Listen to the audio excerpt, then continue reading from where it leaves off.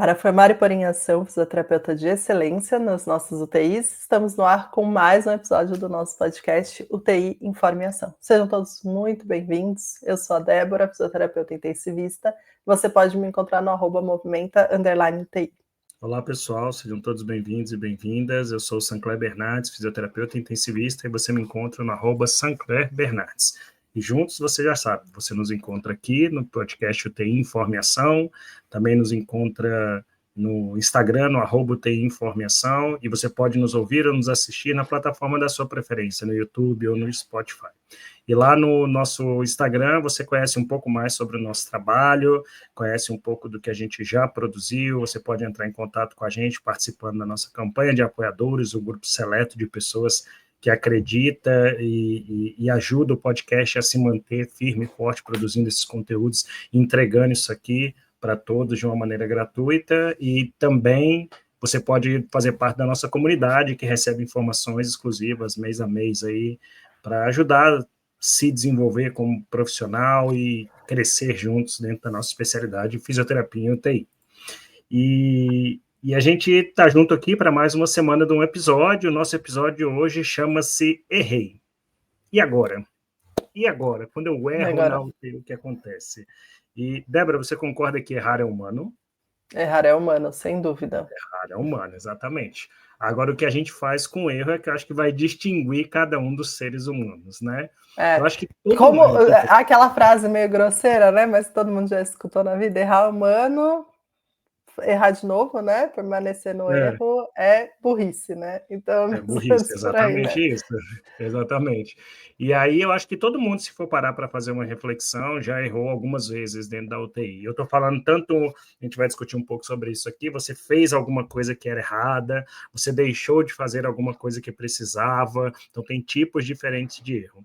Eu me lembro de uma história, sabe, Débora? E essa história me marcou, assim, para mim, ela foi determinante dentro da minha trajetória como fisioterapeuta de UTI. Uma vez eu estava na UTI, a gente tinha um paciente, ele internou por causa de um TEP, de um tromboembolismo pulmonar. Esse paciente estava desaturando muito por causa do TEP, estava anticoagulado, começou a tomar anticoagulação e também estava desconfortável do ponto de vista respiratório. E eu lembro que naquela época eu botei o paciente na não invasiva para aliviar o desconforto respiratório dele. E a não invasiva, relativamente, na hora, trouxe algum alívio do desconforto respiratório, mas, obviamente, como era um TEP, ela não tratava nada, ela só estava dando um pouco de ajuda para a questão muscular. E mantinha a saturação dele um pouco mais limítrofe. E eu deixei 30 minutos, eu deixei 1 hora, eu deixei 2 horas, e o paciente melhorou, mas sabe aquela melhora que não é tão boa? Sabe? Se você voltar aqui e assistir o episódio que a gente falou do Acor com o Matheus, você vai perceber que, assim, nitidamente era um paciente que ele tinha indicação de ser entubado no momento. E aí passaram-se 2, 3, 4 horas e eu segurando esse paciente na VNI. Então eu já tinha assumido o meu erro aí nesse momento. E aí a gente foi passar uma visita multidisciplinar, e aí eu lembro que o chefe da UTI perguntou assim, mas esse paciente, ele já não falhou na VNI? Já não está na hora da gente entubar ele? Eu falei, não, mas eu acho que ainda dá para segurar. Aí ele falou, mas ele tem todas as indicações para não segurar em VNI, ele tem todas as contraindicações para você fazer isso. Eu falei, não, mas eu acho que dá. Ele falou, então tudo bem, essa é uma decisão, falou para a equipe inteira, né? Essa é uma decisão que vai ficar nas costas dele, ele está tomando essa decisão. E se algo de ruim acontecer, ele é o responsável por essa tomada de decisão no momento. E passou para o próximo paciente a visita.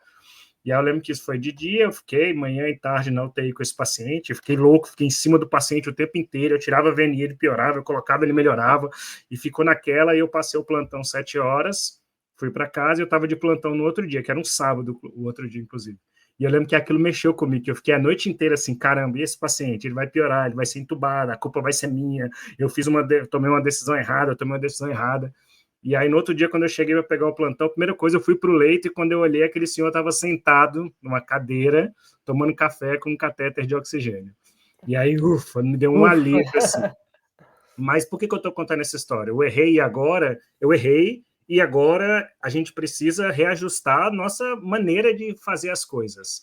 Então, a partir desse dia, eu entendi, mesmo sem arcar com as consequências, eu entendi qual era o tamanho de um erro quando você banca alguma coisa que está equivocada.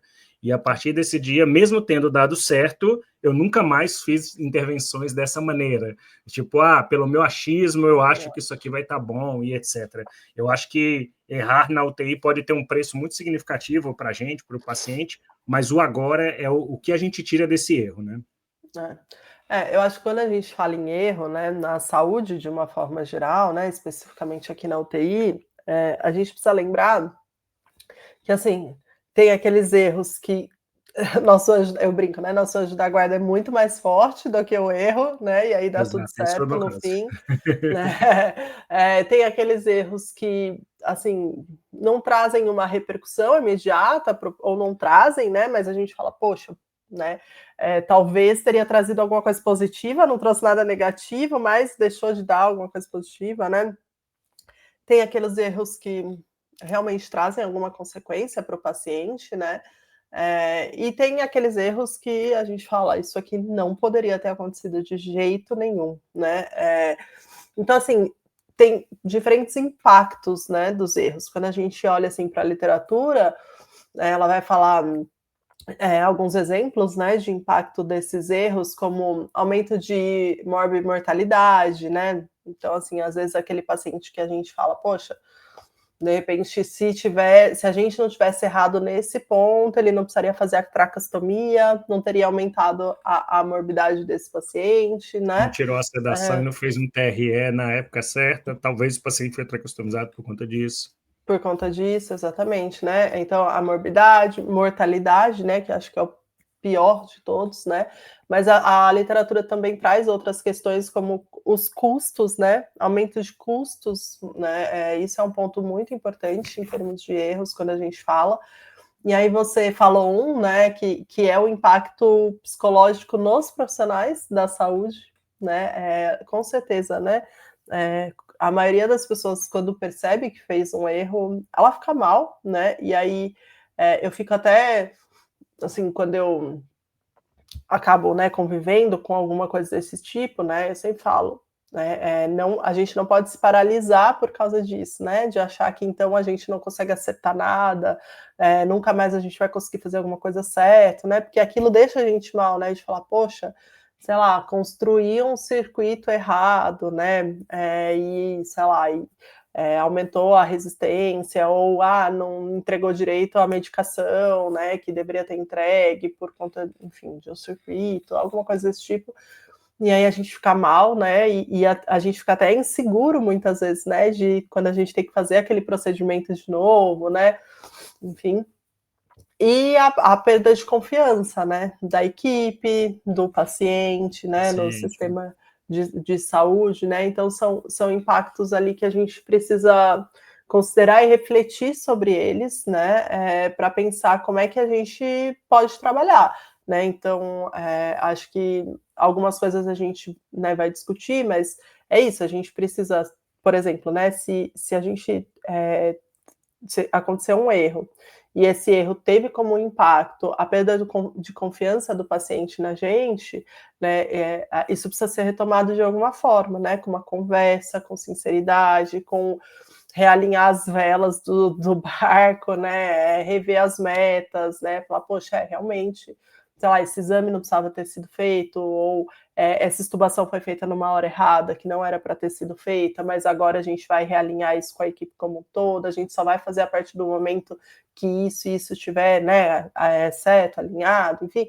Então, retomar essa confiança de algum jeito, né, quando a gente fala em impacto, por exemplo, para a gente, né, psicológico, eu sempre falo, e a gente já falou isso aqui, né, acho que a gente tem que ter alguém com quem conversar, né, então, assim, como a gente quiser chamar, né, um mentor, um amigo, enfim, né, mas alguém para a gente poder falar, olha, putz, eu fiz isso, né, e aí analisar a situação com a pessoa, né, e você poder tanto desabafar quanto realinhar mesmo o seu pensamento para você retomar a sua profissão, né? Porque é aquilo, um erro não te define, né? Principalmente quando você não erra por uma negligência, né? Por coisas desse tipo, né? A gente vai falar também quais são os fatores aí, né, que aumentam o risco da gente cometer erros na área da saúde.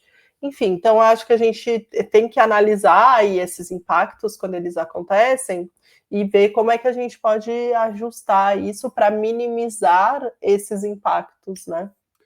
Essas consequências. E você pode pensar que a maioria dos erros, sim, são evitáveis, né?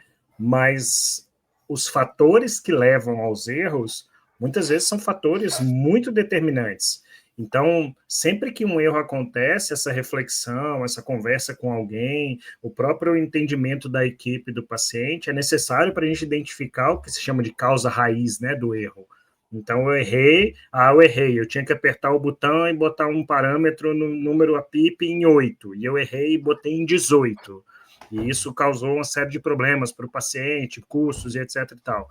Mas por que o erro aconteceu? Ele foi um erro porque não tinha conhecimento do indivíduo, foi um erro porque o indivíduo quis ser maldoso, que vai ser, eu acho que o mais raro da gente encontrar, mas foi um erro por inconsequência, foi um erro porque o profissional estava 48 horas trabalhando em 2 trabalhos diferentes, ele já não conseguia mais concatenar as ideias, né?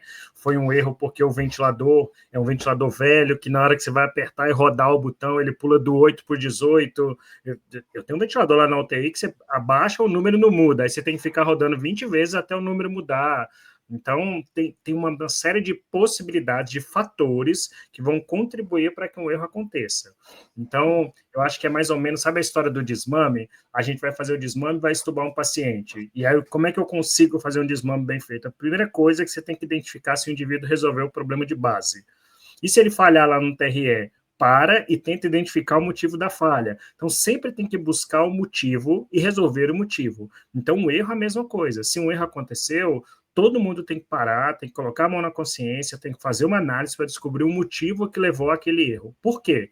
Não porque isso vai isentar o erro. Na maioria das vezes, o erro, quando ele acontece, as consequências vêm. O que a gente está discutindo aqui, o que é possível é você evitar que esse erro aconteça novamente. Não só para aquela pessoa, mas para a instituição como um todo. Né? Você criar novos fluxos, criar novos processos, criar novos protocolos, para que você evite isso. Isso é uma coisa muito comum, por exemplo, no ambiente da cirurgia. Então, a gente sabe que, ao longo do tempo, foi se percebendo que tinham várias possibilidades de erro grande. Quem é o paciente que vai para a cirurgia? Qual é o membro que vai ser operado? Fez o jejum pré-operatório, não sei o quê. E aí começaram a criar, por exemplo, checklists para que você garanta a segurança, dupla checagem, uma equipe checa, depois chega uma equipe diferente e checa de novo. Então, são possibilidades de você minimizar os erros. Então, só que eu estou querendo dizer assim, o erro, na maioria das vezes, ele pode ser evitável, alguns são inevitáveis, mas a maioria é evitável, só que a carga de fatores que contribuem para o erro é determinante se o quão evitável ou não esse erro pode ser. Né? Eu citei um exemplo aqui que é pesado, né? Que é a jornada de trabalho que a gente tem. Ela é uma coisa muito pesada para os erros do fisioterapeuta. Eu quero continuar falando disso, só tem um artigo que acabou de sair, sei lá, acho que tem um mês e pouco, que o título é, tipo, Explorando o Lado Escuro da Lua. Achei poético. E aí ele fala, né, ele continua, erros em pacientes críticos, né? E aí, depois eu vou voltar nele, mas ele fala exatamente isso que você estava falando, né? Que a gente precisa olhar aí para como que a gente, né, ver como que a gente vai tratar esses erros, né? E ele fala que existe o nível sistêmico e o nível individual, né? Em relação a isso. Mas a gente já volta nele. Vou seguir sua linha de raciocínio aí. Eu acho que esses são fatores que contribuem, né, para aumentar o risco ali da gente ter erros, né? Acho que você colocou um ponto importante ali, né, que é um fator humano, né, e que tem a ver com o excesso de trabalho, por exemplo, né? A gente sabe que a gente precisa, às vezes, né, muita gente precisa ganhar dinheiro, precisa, né, sobreviver, e aí acaba trabalhando em muitos lugares ou fazendo jornadas muito grandes, enfim. Mas a gente precisa entender que quando você, né, você já deu um plantão de 24 horas e você está emendando com outro, assim, a chance de você errar é muito maior, né? De não ter a destreza, de não ter o raciocínio clínico, né? se você passou a madrugada acordado. Então, assim, a gente precisa tomar cuidado, Aí toma né? 5 Porque litros de café para se manter acordado, aí pico de cafeína, não sei o quê. exatamente. Então, assim, é um ponto que é um ponto delicado, né, para a gente falar, porque tem, né, essas questões financeiras e tudo mais, mas eu acho que eu sempre falo para quem convive comigo, eu falo, olha, você precisa pesar, né, o quanto realmente isso é uma necessidade, porque você está se pondo em risco de errar e aí colocando outras pessoas em risco, né? E aí vem E a aquela sua velha própria história, carreira, né? né? E a sua própria carreira, né? E você gostaria, né? Que eu sempre eu tenho falado muito isso para as pessoas que eu convivo, né? Depois que a minha avó internou de novo, agora ela tá bem, mas eu sempre brinquei, né? Ela tem 87 anos, eu sei que qualquer hora é hora, né? Que ela vai acabar falecendo. Mas eu não gostaria que isso acontecesse por um erro de alguém, né? Exato. Então, acho que a gente precisa entender isso, sabe? Também de, eu preciso ganhar dinheiro, eu preciso sobreviver, mas a gente está falando de um lugar onde um erro pode ser fatal, né? Então, a gente precisa tomar cuidado.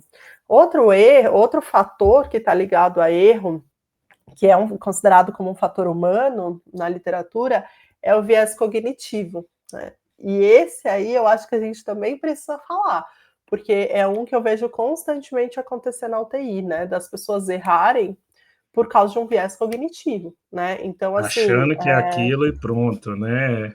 Foi tipo meu caso. Meu caso foi um erro de viés cognitivo. Eu estava achando que o meu feeling era superior ao que a gente já estava escancarado ali na minha frente. E coisas do tipo, mas da outra vez eu fiz assim e deu certo, mas talvez da outra vez você fez errado e você teve a sorte, né, de não ter dado Exatamente. uma Nem consequência daquele sempre os erro. erros caminham da mesma maneira, né? Você deu a sorte e não quer dizer que toda vez você vai ter a sorte. Exatamente, né? Então, tomar cuidado com aquilo que a gente tem na cabeça, né? De, mas eu sempre fiz assim e nunca deu errado, né?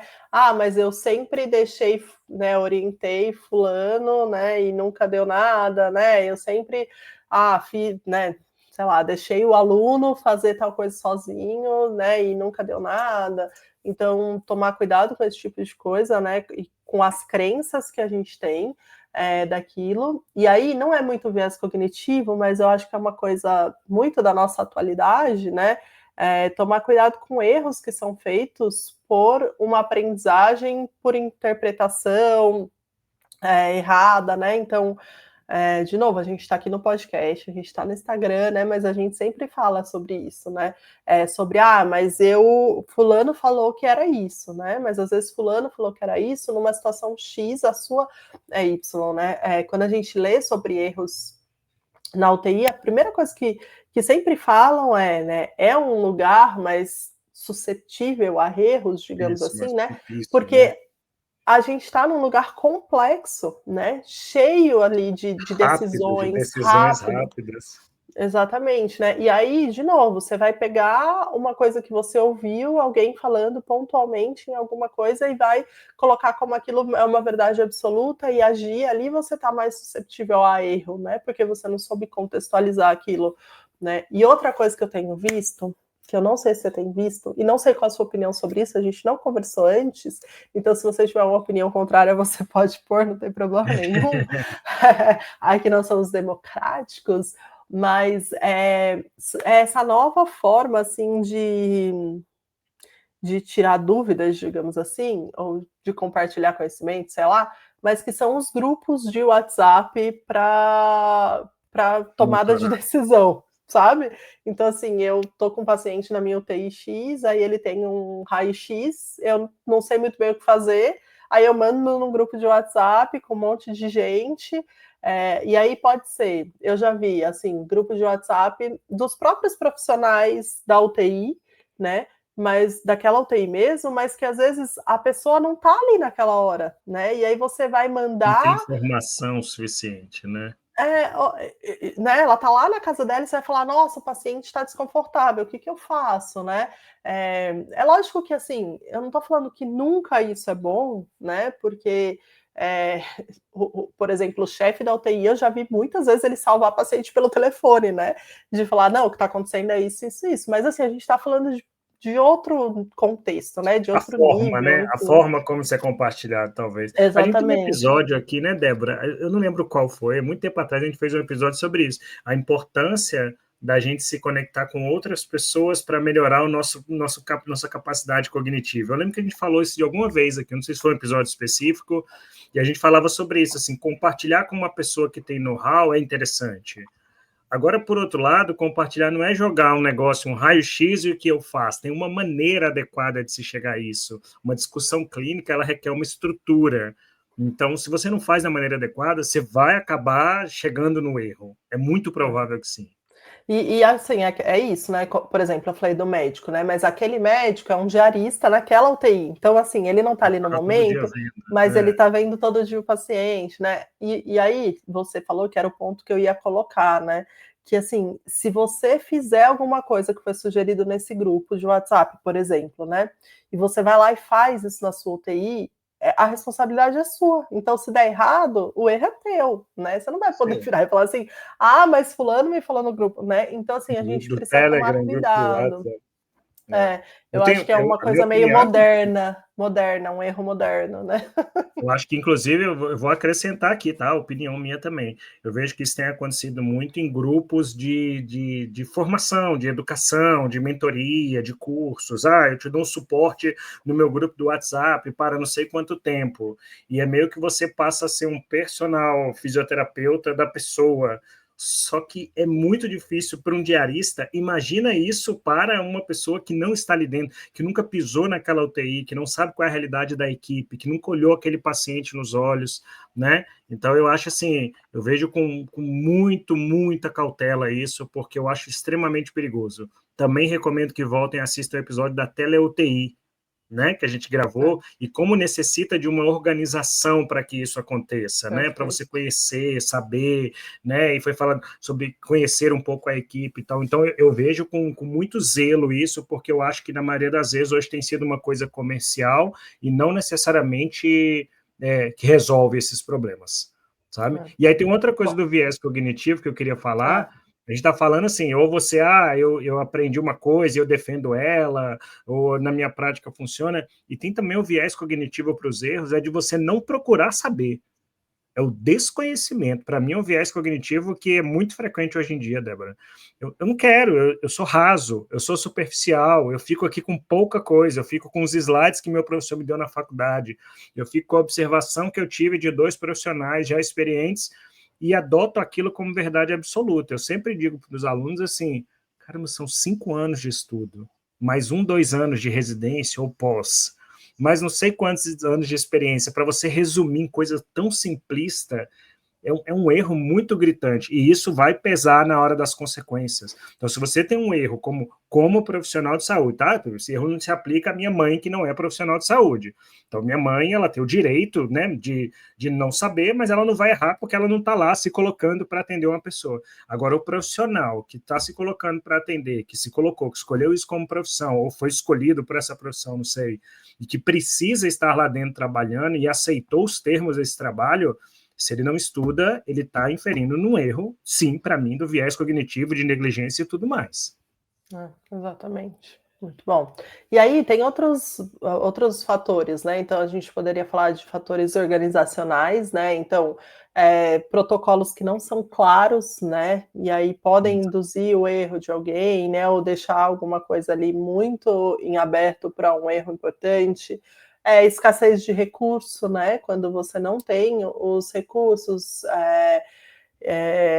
para conseguir fazer as coisas que você precisa ser feito, né? E aí tem alguns lugares que falam também de fatores tecnológicos, né? Então, sistemas de informação mal implementados, alertas excessivos, né? Que podem levar ao erro, né? Então, exato, às vezes aquela bomba ou aquele alerta por exemplo, sei lá, de uma oxigenação, né, e fica num alarme ruim, e aí lá em qualquer coisa... 94, em 96, e o negócio não para. Então, também são coisas que podem contribuir pro erro, né, das pessoas. E a Mas aí cultura, né? talvez... Dentro desses da organização tem a cultura também. Às vezes você tem, por exemplo, a gente fala muito de reabilitação. Se o seu hospital tem uma cultura do imobilismo, ele não tem a cultura de mobilizar os pacientes precocemente, vai acontecer um erro na condução por causa da cultura do serviço. Meu hospital tem a cultura de que só anda 3 dias depois da cirurgia.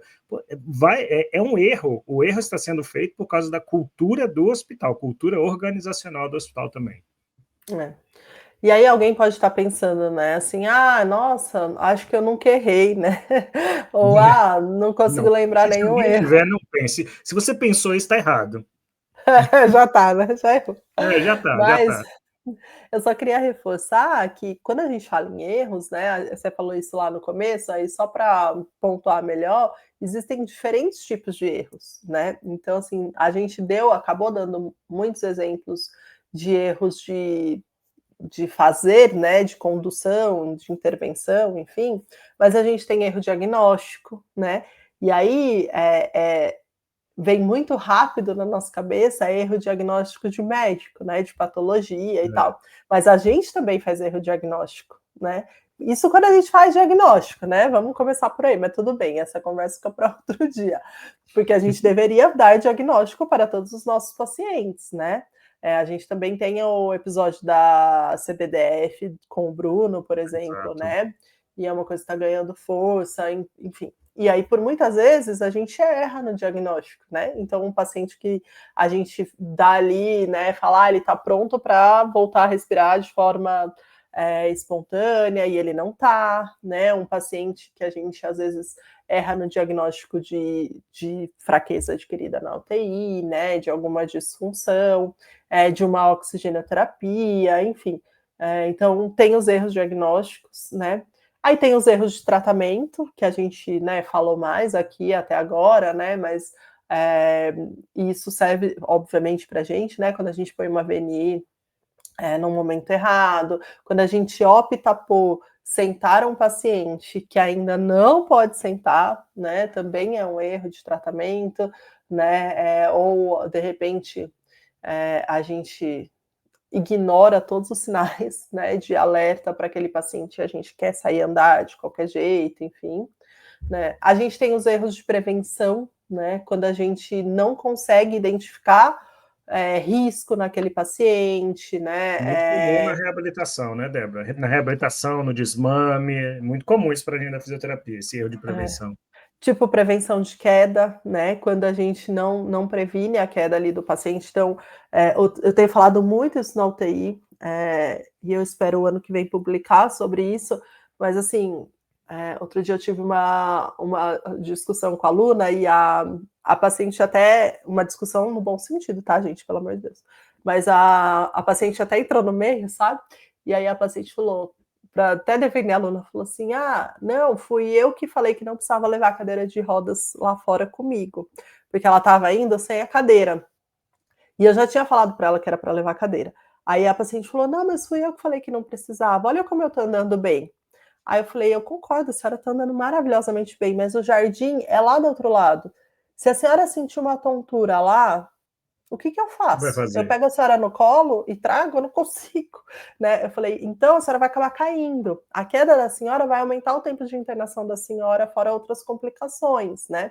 Então, eu tenho falado muito isso, assim, para o pessoal. Gente, tudo bem, o paciente está andando bem, mas será que a gente, né, não vai levar a cadeira de rodas ou não vai deixar lá, né? Já então, fez essa distância, esse tipo de atividade, né? Se não, coloque isso dentro da sua logística, uma logística de proteção, né? Você está prevenindo esse erro. Prevenindo, né? Enfim. E os erros de comunicação, né? Que, Nossa Senhora Aparecida, são muito, muito frequentes dentro da UTI, né, gente? Mal entendidos, né? Omissões de informações, né? Entre a gente, mensagem que não é clara. Equipe, mensagem que não é muito comum, né?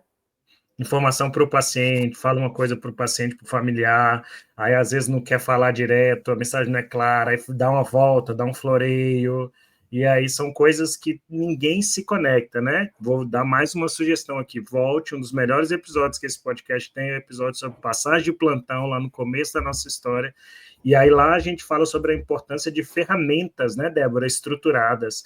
E é legal quando você vai para a literatura, quando se usa ferramenta específica, SBAR, iPass, um documento que você cria para passar informações na comunicação entre as equipes, você, além de ganhar tempo e etc., você aumenta a efetividade da entrega de informações necessárias. Tem 2 trabalhos muito bacanas da enfermagem mostrando isso, que com as ferramentas conseguiu se entregar a informação necessária numa porcentagem muito maior das vezes.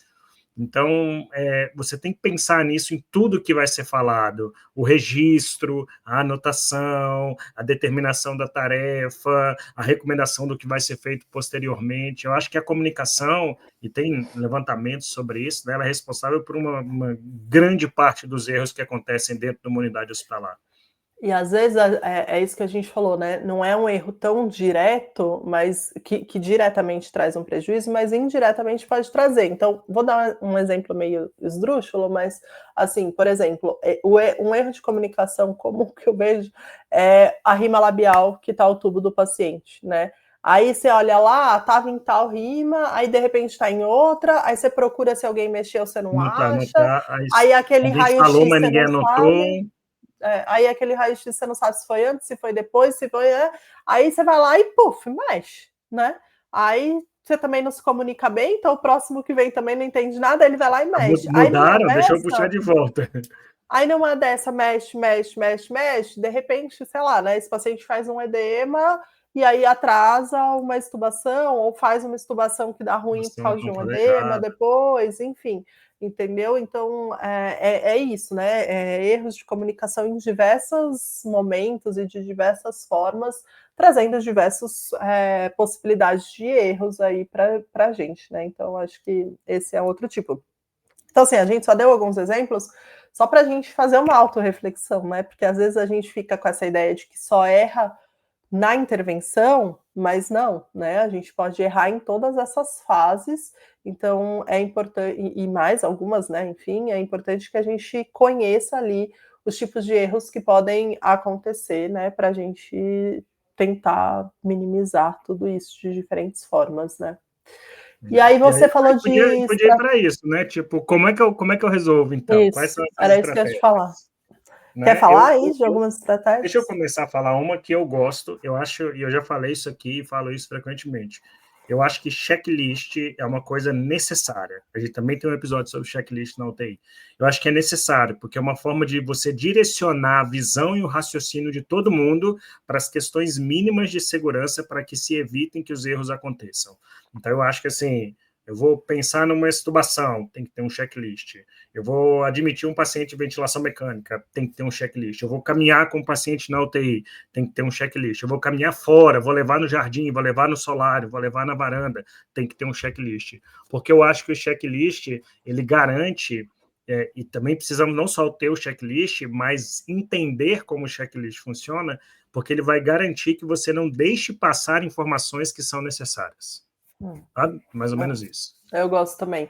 Eu acho que uma coisa que eu não gosto, vou ser muito sincera, mas acho que é essencial, que é gosto mais, eu faço.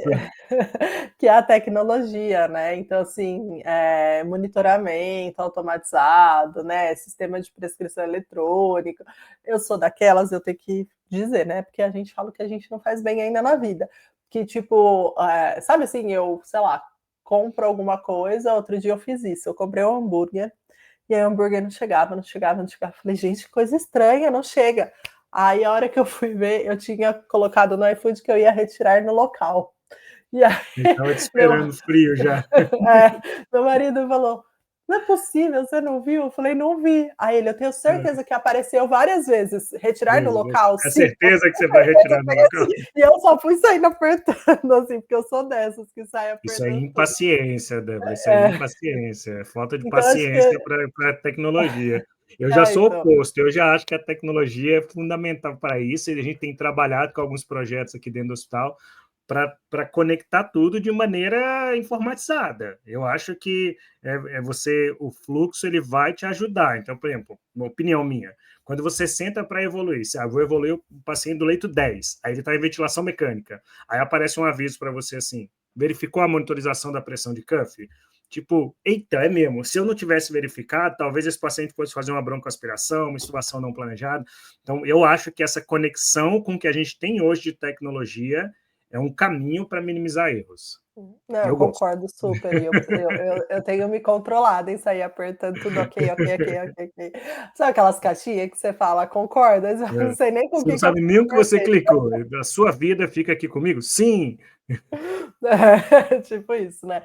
E uma outra coisa que eles falam, né, em relação a isso, que eu queria também falar um pouquinho, é sobre, treinamentos, né, acho que treinamentos são ótimas formas Capacitação, também, não sei o quê. de estratégia de prevenção, mas sobre essa coisa de como que a gente faz para ter a notificação, porque a notificação, ela é uma estratégia de prevenção, né, você notificar o erro, mas em muitos lugares e para muitas pessoas, essa notificação, Você se ela está sente. relacionado a uma punição, né, assim, Exato. então acho que mudar, né, essa percepção e encorajar esses relatos de notificação, de incidente, sem uma punição, né, mas com uma cultura de aprendizado daquilo que aconteceu, é extremamente importante, né.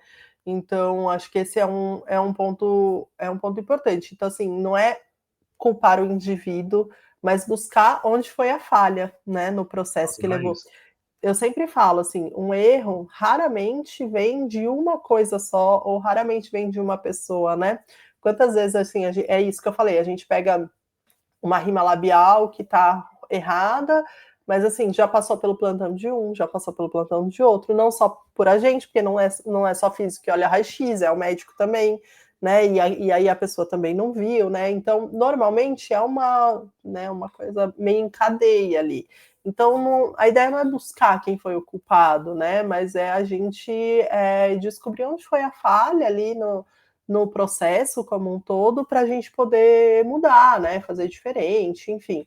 Então, acho que essa cultura do medo é uma cultura ruim para quando a gente fala em erro, visto que errei e agora eu preciso aprender com o que eu errei, né? Eu, como indivíduo, preciso aprender, ter a humildade de falar, poxa, eu errei, né? Ou eu errei porque eu estava cansado, eu errei porque eu não sabia e não procurei ajuda, não perguntei para ninguém, mas eu errei, e da próxima vez eu vou mudar tal coisa, né? Aprendi, Ou não. eu errei agora eu preciso ver, né, preciso saber na instituição, onde é que está essa falha nesse processo, né, então E acho que é tem, um e tem pouco um disso. papel, tem um papel da instituição, quando você fala sobre notificação de erros, é ela transmitir isso, ela garantir para os seus servidores que, óbvio, que erros que são passíveis de punição, eles vão ter a punição, mas erros que são passíveis de correção e de um melhor fluxo de processos não vai ser Uhum, tratado de maneira individualizada. Se uhum. os erros acontecem, a identificação da causa raiz e o estabelecimento de novas condutas é uma coisa para se evitar que os erros voltem a se repetir. Então, a instituição tem que colocar essa cultura para os seus servidores, né, para os seus funcionários. Aqui no hospital, a gente tem o Vigiosp, né, que é Vigilância Hospitalar. Então, é um sistema de notificação de erros. Então, toda vez que acontece algum erro, qualquer pessoa em qualquer computador do hospital pode entrar e, de forma anônima, ela pode colocar a descrição do erro. Uma comissão específica vai analisar, vai identificar o que aconteceu, vai falar com quem for preciso e vai poder trabalhar junto às chefias o que se faz de estrutura de melhoramento para que aquilo não volte a acontecer. Então, tem que haver a cultura de que não é, eu vou digitar aqui, ó, Débora não botou o chinelo do paciente na hora de deambular. É um erro. Mas não é para alguém lá e falar, Débora, você está errada. É para alguém lá na UTI falar assim, ó, a partir de hoje, tá aqui o chinelo, ele é obrigatório para todo mundo. Você Isso. entende que a notificação de um erro pequeno, individual, trouxe uma melhoria coletiva para o serviço, para os Sim. pacientes, etc. E por Então, eu já outro vi lado, vários hospitais que tinham esse sistema de notificação anônima, que é algo muito interessante mesmo. né, Mas tem que e ter por outro desdobramento, lado, né? é o que você falou também, se for um erro sistemático, né, de uma pessoa, né, com coisas que já foram corrigidas, ajustadas no processo e tudo mais, aí Tem também que não ter tem o que punição, fazer, né. obviamente. É. A Exatamente. pessoa fala, não, eu não quero usar chinelo porque eu não gosto desse chinelo, e aí o paciente escorrega, cai. É um erro da pessoa, essa pessoa ela tem que ser notificada de alguma maneira. Né. Agora, esse sistema de notificação ele é algo interessante. Eu ainda acredito que esses sistemas eles têm um efeito benéfico a longo prazo nas correções dos erros que acontecem nas unidades hospitalares. É. E aí, só antes de terminar, só para falar, assim, né, que existe, então, também, né, a gente falou até agora de erro, erro, erro, alguém pode, né, pensar assim, ah, então, de repente eu não vou fazer, né, porque aí eu não Para não erro, ter né. problema. Os alunos falam É, muito isso. Já mexeu no ventilador? Não, professor, vai que dá um problema aqui. É um erro ou não é, Débora? é o erro por omissão também, Exa né, então a gente precisa tomar cuidado também que, a gente precisa perceber quando a gente está errando por omissão, né, então um ajuste que não foi feito deveria ter sido feito, e aí passou 12, 24 horas naquele ajuste que estava errado e que eu não mexi porque eu não sabia, fiquei com medo de errar, errou do mesmo jeito, né, só ao invés de é, errar por ação, errou por omissão. Né, uma meta que não foi traçada de forma adequada, um plano terapêutico que não foi cumprido do jeito que era para ter sido cumprido, né, porque eu não sei direito como coloca um paciente sentado entubado, e aí ao invés de pedir ajuda, né, para alguém mais sênior ali, enfim, aí eu não faço, né, para não errar, mas caiu no erro de omissão também, né, então tomar cuidado com isso. o erro de omissão é um erro que ele pode até ser com a intenção de não errar, mas ele é um erro do mesmo jeito. Então, a gente tem que tomar muito cuidado com ele. Eu acho que ele é um erro. Eu acho que a gente criou, sabia, durante um tempo, e hoje isso vem mudando um pouco, uma profissão de esquiva. Eu não faço, eu não quero a culpa. Então você pode ver que tem muito fisioterapeuta que fala, não, mas não fui eu que fiz isso, não fui eu que fiz Hum, aquilo. Ah, eu faço assim porque ninguém vai dizer que a culpa é da fisioterapia. E aí você se esquiva tanto, e aí, por exemplo, se você tiver numa luta de boxe e você passar a luta inteira se esquivando, você vai tomar uma penalização e você vai perder a luta. Então, exatamente. se esquivar não é a única saída que existe, não. Você tem que saber o que precisa ser feito, porque a gente precisa evoluir. Então, o erro por omissão é um erro que eu não gosto. Eu acho que mostra um profissional com uma fragilidade assim muito grande de assumir as responsabilidades de qual é o seu papel. Só antes de terminar, porque eu falei do artigo e não voltei nele, né? A gente vai mandar o artigo depois para quem tiver cadastrado, enfim, na nossa comunidade, no Apoia-se, mas só para dizer que é um artigo um pouco mais específico para erro diagnóstico na UTI, né? Mas ele tem Uhum. uma figura que é interessante, que ele divide por nível sistêmico e nível individual, né? Que é um pouco do que a gente falou até agora, né? Então, as estratégias para reduzir os erros deveriam ser a nível sistêmico, então pensando em melhoria organizacional, estrutural, protocolos, treinamentos, suporte tecnológico, inteligência artificial, né, ter uma cultura ali de um ambiente de trabalho colaborativo, né, enfim, e a nível individual, né, que seria focar no aprimoramento de habilidades cognitivas dos profissionais de saúde, conscientização sobre viés cognitivo, desenvolvimento de raciocínio clínico, né, e a importância da vigilância constante, da revisão contínua, né, daquilo que eu coloco como hipótese para diagnóstico, tratamento e tudo mais, né? Então tem essas estratégias a nível institucional e individual. E aí fica aqui a nossa sugestão, como a gente fala diretamente com os profissionais, né? Que você foque, então, na parte que você pode fazer, né? Enquanto a sua Pode fazer. instituição E se talvez não houver está. disponibilidade dessa conversa mais organizacional, que você também leve essa conversa para esse nível, né? Isso aí. Eu tenho uma dica Diga. hoje. O Voo, com Denzel Washington, já assistiu o filme? Que ele é piloto de Não. avião, só que ele tem sérios problemas com álcool e drogas, e aí ele faz uma coisa errada, e eu não vou contar mais sobre o filme, que vale a pena assistir. O Voo, é excelente o filme. Ah, que legal. E a minha sugestão é um livro que chama Permissão para Errar. É um livro que fala sobre o quanto o erro ele também tem um lado positivo no sentido assim de você se colocar nessa situação de que qualquer pessoa pode errar, né? Então como que eu aprendo com isso, como eu me torno uma pessoa melhor para ir errar menos, né? Então fica aqui a sugestão também, tá bom, gente? Bom, Excelente. quem tiver com a gente lá no Apoia-se na comunidade, a gente vai mandar esse artigo, que é super recente, o material a mais aí conectando com a parte mais específica da reabilitação. Aproveitem para passar lá no nosso Linktree. Por exemplo, a gente falou aqui de raciocínio clínico, né, como uma forma para minimizar erros. A gente tem um curso super legal sobre prescrição de exercício, que não dá fórmula mágica para ninguém, mas ensina muito bem o raciocínio clínico, da prescrição de exercício, né? Então, aproveitem o nosso conteúdo por lá também e a gente se vê na semana que vem, tá bom? Obrigada, pessoal. Até lá. Tchau.